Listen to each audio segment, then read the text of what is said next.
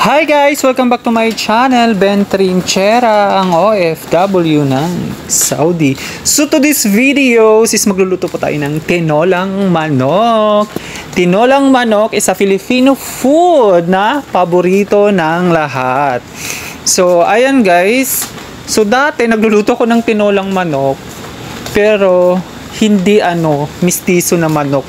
At ayan, naggayat na tayo ng bawang, sibuyas, kamatis at saka bawang. At saka bumili rin ako ng papaya guys. Kaya lang yung papaya ko is hinog na siya. OMG. Alam nyo dati guys, sa probinsya namin, kadalasang niluluto naming tinola is native. Alam nyo bang matigas yung manok na native pag ginawa mong tinola? At saka medyo may pagkamalansya siya.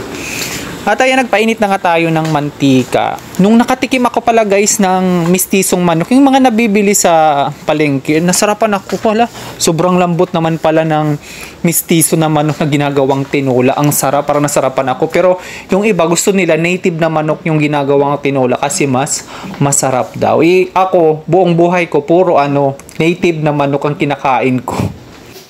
Dito lang ako nakatikim ng mistiso na manok nung nagtrabaho na ako sa Manila at saka nag-abroad na ako. So, sabi ko, ang sarap pala ng mistiso na manok. Kasi hindi makunat yung karne niya, hindi kagaya nung native na makunat kahit bata pa yung niluluto. At saka malalaki yung karne, hindi kagaya sa native na payat. Puro siya laman nga lang. Yung kasi, yung mistiso na manok, puro taba. At ayan, naggisa na nga tayo ng bawang. After natin gisahin yung bawang guys, syempre, isusunod natin yung sibuyas. Hindi mawawala ang sibuyas pang halo natin sa ating tinolang manok. Yan talaga yung mga main ingredients na hindi mawawala sa pagluluto. Sibuyas, bawang, ginger. Pero yung lagi talagang magka-partner at mag-asawa ay is yung bawang at saka sibuyas. Hindi mawawala yan sila. At speaking pala sa sibuyas, yung mga ibang lahi, mas marami silang maglagay ng sibuyas kaysa sa atin na mga Pilipino. Sa atin kasi parang kukonti lang yung nilalagay nating sibuyas. Pero yung mga ibang lahi, gusto nila mas maraming sibuyas kasi mas masarap nga daw. At syempre nilagay na natin yung ginger, pantanggal lansa sa ating tinolang manok. Alam nyo ba na nagbibigay ng aroma yung ginger para matanggal yung lansa ng ating mga niluluto. Kaya nilalagay yan sa mga malalansang niluluto natin kagaya ng manok, karne, isda, shrimp kasi nakakatanggal siya ng lansa. Lalo na pag may mga sabaw, nakakatanggal kasi siya ng lansa. At ayan, isusunod na natin tong ating chicken. Yan, binili ko yan sa supermarket na malapit sa amin.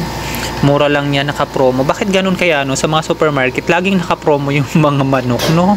Yung mga fresh na manok. Mas maganda daw iluto na fresh na manok kaysa sa naka-frozen. Kasi ang frozen meat is meron siya ng gamot kaysa sa fresh. Kaya pag bumibili ako, laging fresh. Bibihira ako bumili ng naka-frozen na manok kasi hindi daw yun maganda sa katawan. Sana all hindi maganda sa katawan. Pero ako guys talaga, hindi ako masyadong na-expose sa yung mga toxicity na food, yung mga naka-frozen, may mga gamot na pagkain. Kasi sa probinsya, di ba, more on organic yung kinakain natin. Simula sa karne, sa mga vegetables, isda. Hindi naman kami pwedeng mag-frozen yan kasi wala naman kaming refrigerator sa probinsya. At ayan, nilagyan na natin ng tubig tong ating tinolang manok. Ayan. At maya-maya ilalagay na natin tong ating ang tawag nun, papaya. Ilalagay na natin yung papaya na. At ayan, halu-haluin lang natin guys yung ating tinola para mag-even yung pagkakaluto niya.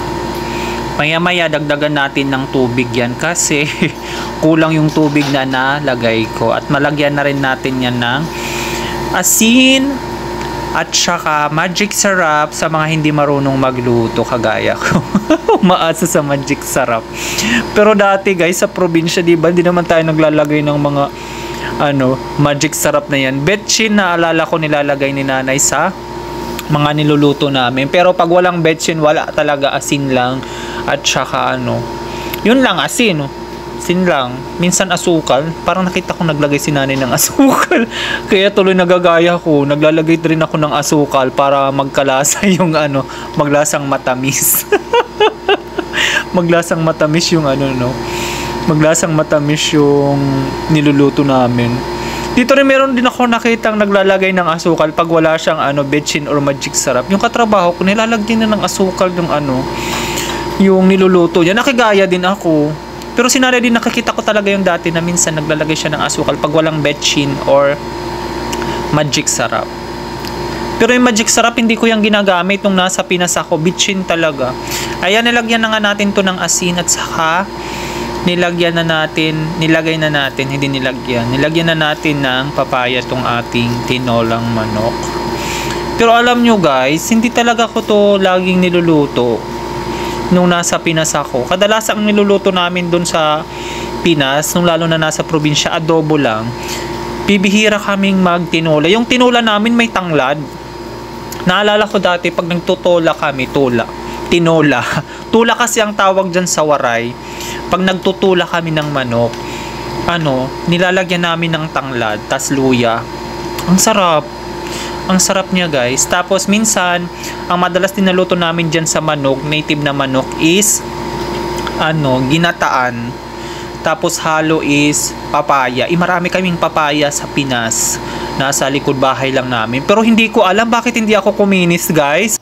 At ayan, luto na nga tong ating tinola guys. Ayan, thank you for watching. Don't forget to follow my page and subscribe my YouTube channel. Thank you so much. God bless. Stay safe and much love. Bye bye. Salamat po sa mga nanood at hindi ng aking harang dyan. Salamat po. God bless.